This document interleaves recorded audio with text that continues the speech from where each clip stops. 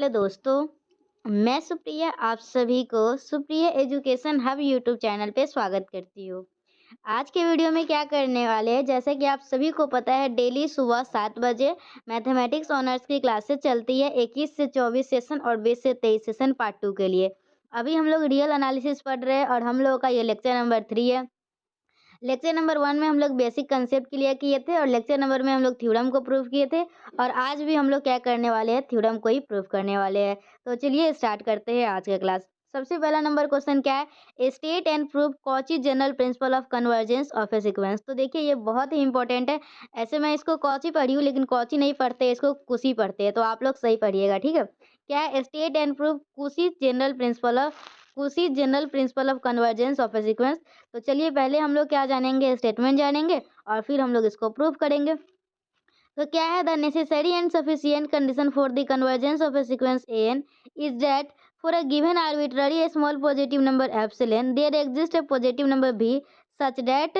देखिए ज़्यादा दिमाग नहीं लगाना है आप लोगों को। अगर आप लोगों से कोई पूछे कुशी जनरल सीक्वेंस ऑफ प्रिंसिपल क्या होता है, तो आप लोगों को एक ठो होता है ए एन प्लस पी और माइनस ए एन करते हैं और ये लेस देन किसके आना चाहिए, ये लेस देन आना चाहिए एप्सिलॉन का, जहाँ पे हम लोगों का एक वी नंबर एग्जिस्ट करेगा जो कि वो एन से बड़ा और बराबर होगा, ठीक है। अगर ये कंडीशन को सेटिस्फाई करता है a N plus p minus A N less than epsilon, तो हम लोग बोलते हैं क्या, किसे, हाँ ये सीरीज जो है वो क्या होगा, कन्वर्जेंट होगा, ठीक है।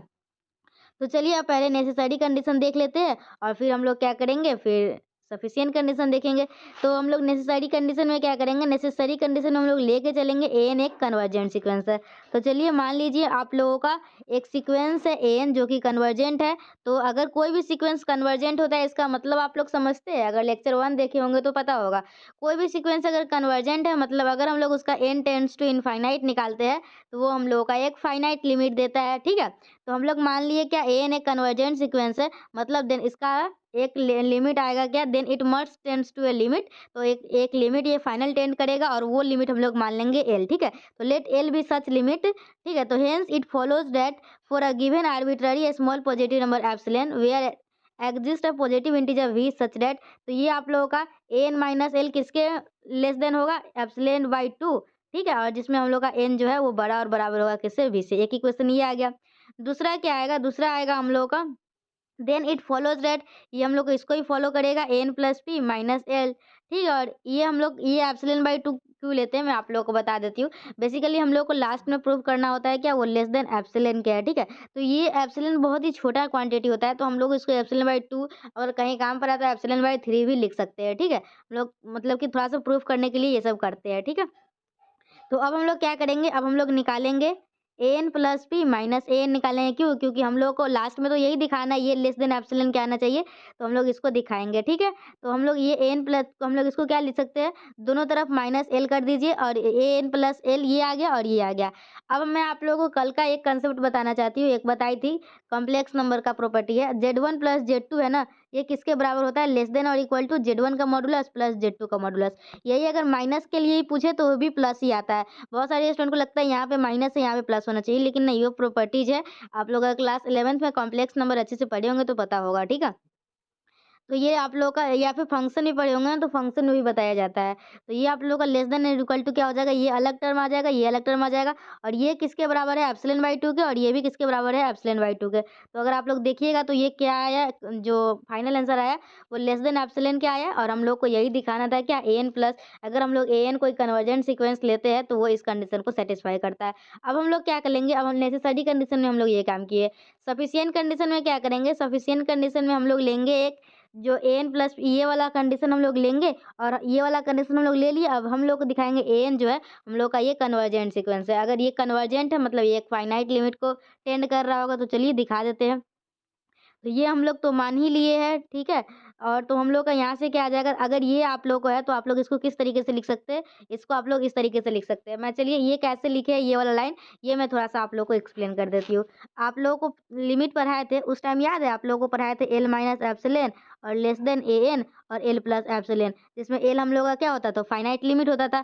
तो अगर आप लोग को क्या, अगर हम लोग को एल क्या होता था, A N minus L less than epsilon को हम लोग इस तरीके से लिखते थे। तो उसी तरीके से ये टर्म जो दिया हुआ है ना हमको, तो इसको हम लोग क्या लिख सकते हैं, ए एन माइनस एल लाता था तो यहाँ वहाँ एल माइनस एप्सिलॉन होता था। तो यहाँ पे क्या है, यहाँ पे एल के जगह पे क्या है, ए एन है, तो यहाँ पे क्या होगा, ए एन माइनस एप्सिलॉन होगा।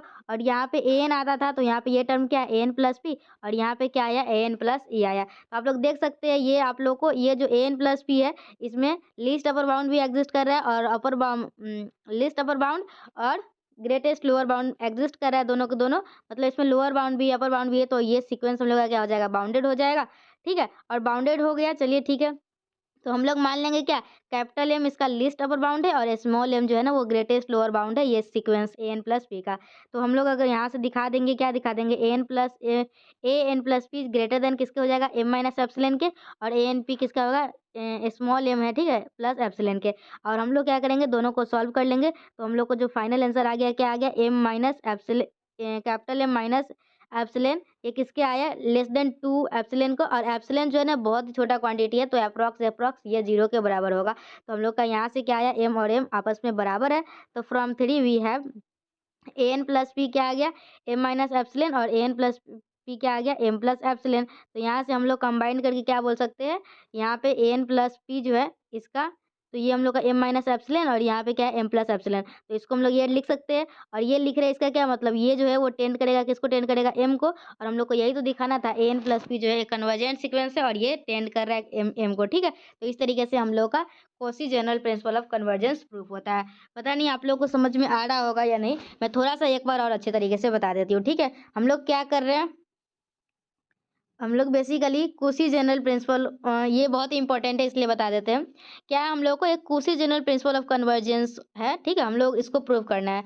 तो सबसे पहले ये समझना होता है आखिर Cauchy general principle of convergence क्या बोलता है। तो समझिए क्या लिखा हुआ है, the necessary and sufficient condition for the convergence. देखिए सबसे पहले तो यहाँ पे आप लोगों को थोड़ा सा समझ में आ रहा होगा, ये क्या है, Cauchy general principle of convergence, मतलब ये कन्वर्जेंसी को चेक करने का कोई तरीका है। ठीक है, बहुत तरीका होता है कन्वर्जेंसी को चेक करने का, तो उसी तरीके से एक तरीका ये भी है, Cauchy general principle of convergence. ठीक है, तो आप लोग का इस तरीका में क्या बोलता है, इस तरीका में बोलता है अगर हम लोग का कोई भी एक कन्वर्जेंट सीक्वेंस है, कोई भी कन्वर्जेंट सीक्वेंस है, तो क्या किस कंडीशन को सेटिस्फाई करेगा, A N plus p minus A N less than किसके होगा, एप्सिलॉन के होगा। और ये हम लोग का नेसेसरी कंडीशन है। सफिशिएंट कंडीशन क्या है, अगर A N plus p minus A N less than epsilon का है, तो ए एन प्लस पी जो होगा वो क्या होगा, एक कन्वर्जेंट सीक्वेंस आएगा। तो बस हम लोग को यही चीज प्रूफ करना था, तो आप लोग भी प्रूफ कर लिए। चलिए नेक्स्ट प्रूफ क्या है, जो नेक्स्ट प्रूफ है ना ये भी बहुत इंपॉर्टेंट है, और ये आप लोगों को क्वेश्चन बैंक में भी मिल जाएगा, देख सकते हैं। ठीक है, इसमें क्या है, यूएन और वीएन दो कन्वर्जेंट सीक्वेंस है, और वो कुछ इस प्रकार से है कि देखिए आप लोगों का लिमिट अगर एन टेंस टू इनफाइनाइट निकालते हैं तो यूएन एल आता है, और वीएन जब हम लोग निकालते हैं L n tends to infinity तो एल डैश आता है। चलिए एक बार थोड़ा सा बात मैं समझा देती हूँ। सबसे पहले तो आप लोग को ये समझ में आना चाहिए, यूएन और वीएन दोनों को दोनों क्या बोला है, दोनों को दोनों बोला है कन्वर्जेंट सीक्वेंस है। तो अगर कोई भी कन्वर्जेंट सीक्वेंस होता है तो उसमें फाइनाइट लिमिट आता है। ठीक है, तो आप लोग को ये फाइनाइट लिमिट ये एल दे रहा है और ये एल डैश दे रहा है। ठीक है, तो हम लोग को क्या दिखा रहा है, एक अलग कन्वर्जेंट सीक्वेंस है और एक अलग कन्वर्जेंट सीक्वेंस है, दो कन्वर्जेंट सीक्वेंस है। तो हम लोग को प्रूफ करना है अगर कोई जैसे ए कन्वर्जेंट है बी कन्वर्जेंट है, तो दोनों को ऐड करने पर जो टर्म बनेगा ना वो भी कन्वर्जेंट होगा। ठीक है, और उसका जो जैसे अगर ए का एक कन्वर्जेंट है तो उसका कोई फाइनाइट लिमिट होगा, बी कन्वर्जेंट है तो उसका भी फाइनाइट लिमिट होगा। तो ए प्लस बी को दिखाना है कन्वर्जेंट होगा, और ए प्लस बी का भी लिमिट वही होगा जो दोनों का होगा, दोनों को ऐड करके। ठीक है, तो चलिए हम लोग इसको प्रूफ कर लेते हैं। ठीक है, देखिए क्या बोल रहा है, सिंस यूएन जो है वो टेंड कर रहा है एल को कब, जब एन टेंड्स कर रहा है इन्फिनिटी को, और वी एन टेंड कर रहा है एल डैश को कब, जब एन टेंड कर रहा है इन्फिनिटी को। तो therefore by the definition of limit for a given arbitrary small positive number epsilon. ठीक है, ये देखिए ये लाइन है ना, ये वाला लाइन सब में लिखना होता है, तो इसमें मैं कुछ समझाने वाला बात नहीं है। मैं लिमिट का जो पढ़ा रही थी, लिमिट ऑफ ए सीक्वेंस, उसी समय बोली थी, ये डिफिनेशन रट लीजिए, काम आएगा।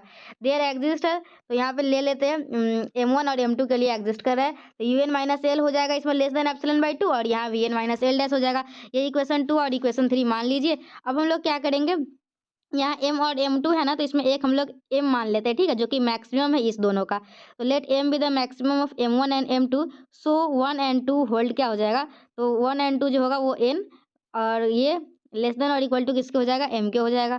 तो हम लोग क्या करेंगे अब, un प्लस वी एन हम लोग को दिखाना है ना, तो un प्लस वी एन और minus L plus L dash है, ठीक है। तो हम लोग क्या करेंगे, ये दोनों को साथ में ले लीजिए और ये दोनों को साथ में ले लीजिए और ये दोनों को वही कॉम्प्लेक्स वाला प्रॉपर्टीज लगाइए, z1 plus z2 less than और equal to z1 plus z2 आएगा, तो ये दोनों को अलग अलग कर लीजिए। ये इसका हम लोग यहाँ से यूज कर लेंगे इक्वेशन 1 से और इसका यहाँ से यूज कर लेंगे, तो ये हम लोग का फाइनल क्या आएगा, un plus V n minus L plus L dash less than epsilon. तो मतलब कहने का क्या मतलब है, एल प्लस एल डैश जो होगा वो लिमिट होगा, किसका लिमिट होगा, un प्लस वी एन का।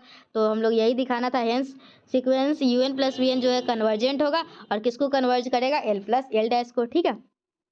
चलिए नेक्स्ट प्रूफ क्या है, अभी हम लोग थोड़ा देर पहले प्रूफ किए, तो हम लोग को एक सीक्वेंस, दो सीक्वेंस था, दोनों को ऐड करने पे जो आ रहा है टर्म वो सीक्वेंस होगा, वो कन्वर्जेंट होगा। अब हम लोग को क्या करना है, दो कन्वर्जेंट सीक्वेंस है और दोनों को मल्टीप्लीकेशन करते हैं, तो वो भी हम लोग का क्या आता है, कन्वर्जेंट सीक्वेंस आता है, ठीक है। तो देखिए आप लोग को ये एक टर्म ये दिया हुआ है, एक टर्म ये दिया हुआ है, दोनों का मल्टीप्लीकेशन हम लोग को क्या आता है, दोनों का मल्टीप्लीकेशन हम लोग का ये आता है, दोनों का मल्टीप्लिकेशन कन्वर्जेंट होगा और वो किसको कन्वर्ज करेगा, एल एल डैश को। चलिए उसी तरीके से हम लोग इसको भी लेके चलते हैं, उसमें हम लोग un plus V n minus L plus L dash निकाले थे और इसमें यही मल्टीप्लिकेशन के केस के लिए करेंगे, ठीक है।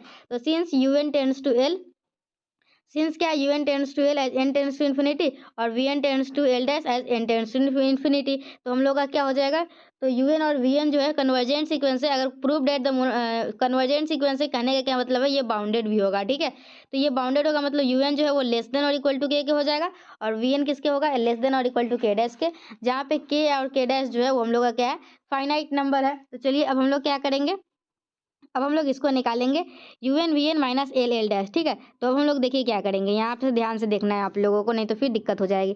तो हम लोग को ये वाला टर्म लिखना है ना, तो देखिए अगर आप लोग ये वाला टर्म को इसको लिख सकते हैं आराम से इस तरीके से, देखिए ये दोनों करेंगे तो un vn यहाँ पे है और यहाँ पे हम लोग बस इस टर्म में क्या करेंगे, इस टर्म में आप लोग को माइनस un एल डैश करना है और प्लस un एल डैश करना है, बस हो जाएगा काम, ठीक है। और उसके बाद हम लोग क्या करेंगे, ये दोनों को अलग अलग कर देंगे और इस दोनों में फिर से अलग प्रॉपर्टीज लगाएंगे और दोनों को अलग करेंगे, इस दोनों को भी अलग करेंगे और un ये किससे लेस देन और इक्वल टू एक के है और vn क्या है, के डैश के है, ठीक है। यहाँ पे vn का यूज नहीं, के vn माइनस एल डैश और ये एल डैश है। तो हम लोगों को यहाँ से क्या आ जाएगा, तो यहाँ से हम लोगों को अगर हम लोग un लेते हैं टेंड्स टू एल, तो हम लोग अगर n टेंड्स टू इनफाइनाइट करते हैं तो हम लोग को un ये वाला तो दिया ही हुआ था। तो अब हम लोग का देखिए, अब यहाँ से आप लोग को समझना है अच्छे से। देखिए हम लोग हमेशा क्या करते थे, हम लोग हमेशा एप्सिलॉन बाई 2 लेते थे क्योंकि हमको लास्ट में लेके आना था, क्या एप्सिलॉन लेके आना होता था। लेकिन इसमें हम लोग क्या करेंगे, इसमें हम लोग जो दिया हुआ है ना un माइनस एल, तो हम लोग यहाँ पे हम लोग क्या लेंगे, एप्सिलॉन बाई 2 एल डैश लेंगे और यहाँ पे vn माइनस एल डैश क्या लेंगे, एप्सिलॉन बाई 2 के लेंगे। क्यों, क्योंकि जब हम लोग ये सारा वैल्यू इसमें रखेंगे ना तो हम लोग को कट कुट के एप्सिलॉन आ जाए, ठीक है। तो हम लोग थोड़ा बहुत प्रूफ करने के लिए ऐसा करते हैं, आप लोग ये मत भूलिएगा कि हमेशा एप्सिलॉन बाई 2 लिखते थे और इस time epsilon by 2 L dash लिख दिए। लिखने का वजह क्या है वो मैं बता देती हूँ। देखिए un माइनस एल है ना, देखिए थोड़ा सा un माइनस एल है और यहाँ un माइनस एल है, तो हम लोग को कुछ इस प्रकार से मानना होता है ना कि ये कट कुट जाए, तो यहाँ एल डैश है ना तो इसको काटना है, तो हम लोग को डिवाइडेड में एल डैश लाना ही होगा और एप्सिलॉन तो चाहिए ही, तो एप्सिलॉन बाई 2 एल डैश करके हम लोग मानते हैं, क्योंकि ये एक टर्म तो और एक और भी तो टर्म है जो दोनों को जोड़ के हम लोग को एप्सिलॉन देगा, ठीक है। तो हम लोग का क्या हो गया, अब m जो है वो मैक्सिमम हो गया किसका, m1 और m2 का। तो यहाँ पे इक्वेशन 2 और इक्वेशन 3 को अगर देखा जाए तो हम लोगों का कंपेयर करेंगे तो हम लोगों का मतलब कि वो जो वैल्यू है ना हम लोग उसको इसमें रख देंगे, तो हम लोग का ये आ जाएगा un vn minus L L dash less than epsilon. मतलब क्या आ गया, un vn जो है हम लोग का कन्वर्जेंट है और ये किसको कन्वर्ज कर रहा है, एल एल डैश को, ठीक है। तो ये हम लोगों का क्या पढ़े हैं हम लोग अभी, Cauchy general principle of sequence पढ़े। अब हम लोग क्या देखेंगे, कॉशी सीक्वेंस देखेंगे, ठीक है। तो कॉशी सीक्वेंस क्या कहता है आप लोग को थोड़ा सा एक बार आप लोग देख लीजिए अच्छे तरीके से। और अब देखिए आप लोग अगर सीधा शो के वीडियो को देख रहे होंगे तो बिल्कुल नहीं समझ में आने वाला है, कॉपी लेके लिख लिख के देख रहे होंगे और जहाँ पे नहीं समझ में आ रहा होगा ना तो वो आप लोग मुझे इंस्टा पे कॉन्टेक्ट करके कोई स्टेप अगर कोई दिक्कत हो जाएगा तो आप लोग पूछ लीजिएगा, ठीक है। इंस्टा आई डी पता ही होगा, सुप्रिया एजुकेशन हब है। देखिए यहाँ पे कॉशी सीक्वेंस क्या होता है ये समझ लीजिए थोड़ा सा। A sequence is said to be Cauchy sequence if for a given arbitrary small positive number epsilon there exist v belongs to n such that nm greater than v। और देखिए कॉशी सीक्वेंस के लिए ये condition satisfy होना चाहिए। याद रखिए Cauchy sequence के लिए क्या होता है, un minus um less than epsilon होता है। कॉशी सीक्वेंस क्या होता है, अगर आप लोगों का UN minus UM less than epsilon आता है तो हम लोग बोलते हैं ये कॉची सीक्वेंस है। चलिए अब हम लोग को प्रूफ क्या करना है, prove that every Cauchy sequence of real number is a convergent sequence. ठीक है, तो चलिए अब हम लोग इसको प्रूफ कर लेते हैं। सबसे पहले तो हम लोग एक कॉची सीक्वेंस मानेंगे और कॉची सीक्वेंस का डिफिनेशन यूज करेंगे और फिर हम लोग क्या करेंगे, इसको प्रूफ करेंगे। ठीक है, देख लेते हैं थोड़ा सा, मतलब कि कितना तक पढ़ाना है, कितना टाइम हुआ, मुझे 14 मिनट ही हुआ है, ये बड़ा इंपॉर्टेंट है। चलिए हम लोग अभी कहाँ तक देखे थे, फिर से पीछे आते हैं, थोड़ा सा देखे, तो अभी बहुत सारा पढ़ना है। आप लोग आराम आराम से डेली क्लासेस आइएगा तो क्लासेस कंटिन्यू करूँगी, नहीं तो फिर छोड़ भी देंगे। क्लासेस आप लोग को डेली आना होगा। ठीक है, prove that every convergence sequence. चलिए ये देख रहे थे हम लोग, रुक जाइए जस्ट वेट। हाँ ये देखिए आराम से, बाद में आराम करेंगे। क्या है हम लोग का, late a n B A quasi sequence. तो ठीक है, अगर हम लोग क्या मान लिए, ए एन एक कॉसी सीक्वेंस है, तो वही घिसा पीटा बात सब में लिखना है। हाँ, अगर ए एन एक कॉसी सीक्वेंस है रियल नंबर का, तो एक given arbitrary small positive number epsilon के लिए नंबर एग्जिस्ट करेगा, कुछ इस प्रकार से एग्जिस्ट करेगा। ये डेफिनेशन है। ठीक है, डेफिनेशन लिख रहा है, कोई रॉकेट साइंस नहीं है जो आप लोग टेंशन ले लीजिएगा। चलिए a N minus a m less than epsilon है, हम लोग क्या करेंगे, एम के जगह पे एन प्लस पी डालेंगे। Taking m equal to n plus p, तो यू गेट क्या आ जाएगा हम लोग का, n minus n plus p less than epsilon. अब हम लोग क्या करेंगे, इसको रिवर्स करेंगे। ठीक है, तो हम लोग का क्या आया, n plus p minus n, और n plus p minus n less than ये आ गया for all integral value of p. तो हम लोग क्या बोल सकते हैं, ये आप लोग को याद है, अभी थोड़ा देर पहले हम लोग Cauchy general principle of convergence proof किए थे, वही था। तो हम लोग क्या बोलेंगे, Cauchy general principle of convergence से ये जो ए एन सीक्वेंस है ये क्या हो जाएगा हम लोग का, कन्वर्जेंट हो जाएगा।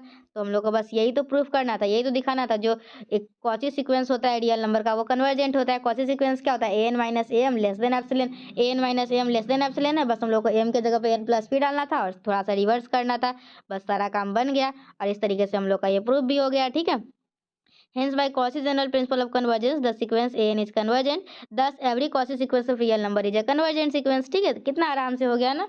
बस ऐसे ही पेशेंस रखिए, आराम से देखिए, और हर किसी को पहली बार में नहीं समझ में आता है तो वीडियो को दोबारा भी देखिएगा और कोशिश कीजिएगा समझने का।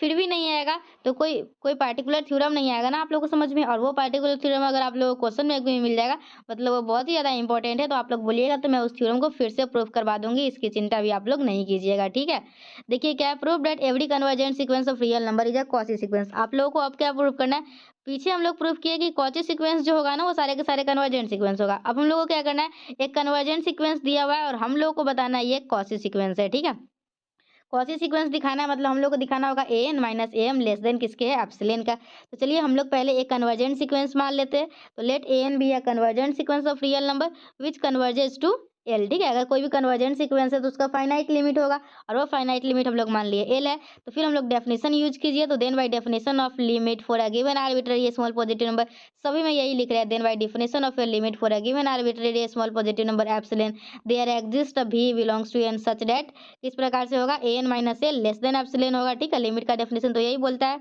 और हम लोग का क्या हो जाएगा, ए एन माइनस एल हो जाएगा। और अगर हम लोग क्या करेंगे, हम लोग क्या कर रहे थे, हाँ, अगर हम लोग लेते हैं n is greater than B तो हम लोग का ये कंडीशन हो जाएगा, और अगर हम लोग कंडीशन लेते हैं M is greater than B तो हम लोग का ये कंडीशन होगा। अब हम लोग को ये क्या दिखाना है, कॉची सीक्वेंस दिखाना है। ठीक है, तो कॉची सीक्वेंस दिखाना मतलब a N minus a m less than epsilon का लाना है, और हम लोग ये दोनों का यूज करेंगे। ठीक है, और हम लोग ले आएंगे। ठीक, तो हम लोग का क्या हो जाएगा, ये दोनों तरफ दोनों में माइनस एल कीजिए और दोनों को अलग अलग वही कॉम्प्लेक्स वाला प्रॉपर्टीज लगाइए जो हम लोग पहले से करते आ रहे हैं। और ये हम लोग का इसके बराबर है, ये हम लोग को इसके बराबर है, दोनों डाल दीजिए और ये हम लोग का आ गया कॉची सीक्वेंस का कंडीशन। तो इस तरीके से हम लोगों का ये जो भी जितने भी कन्वर्जेंट सीक्वेंस होते हैं ना वो एक कॉची सीक्वेंस भी होते हैं। अब हम लोगों को क्या प्रूफ करना है, prove that A sequence of real number is convergent if and only if it is a Cauchy sequence. तो अब हम लोगों को अभी जो दो थ्योरम प्रूफ किए ना, बस दोनों को लेके इसमें चिपका देना है, बात खत्म। जब भी आप लोगों को इफ एंड ओनली इफ वाला कंडीशन आता है तो दोनों तरफ से प्रूफ करना होता है। एक बार हम लोग को लेना होगा कन्वर्जेंट सीक्वेंस और उसको दिखाना होगा कॉची सीक्वेंस, एक बार हम लोग को कॉची सीक्वेंस लेके इसको दिखाना होगा कन्वर्जेंट सीक्वेंस। तो अभी हम लोग पहला और दूसरा प्रूफ किए ना, वही आप लोग को दोनों कंबाइंड करके इसमें लिख लीजिएगा। पहले आप लोग मान लीजिएगा ए एन एक कॉची सीक्वेंस है तो उसको दिखा दीजिएगा क्या, वही अभी पहले जो है ना पूरा एज़ इट इज़ लिखना है, कुछ भी चेंज नहीं करना है, तो इसमें मैं कुछ समझाने वाली भी नहीं हूँ। वही है सेम टू सेम, बस दोनों थ्योरम को एक साथ लिख देना है, ठीक है? अब हम लोग का क्वेश्चन क्या है, prove that every sequence of real number is bounded. जितने भी रियल नंबर के सीक्वेंस होते हैं ना, सारे के सारे बाउंडेड होते हैं। तो अब हम लोग क्वेश्चन नंबर प्रूफ 4 करेंगे, लेकिन 4 हम लोग करेंगे नेक्स्ट वीडियो में। अभी इतना ही रहने दीजिए, आप लोग इसी थ्योरम सब का रिवीजन कीजिए, फिर हम लोग नेक्स्ट वीडियो में मिलेंगे। तब तक के लिए bye, thank you and thanks for watching my video, thank you.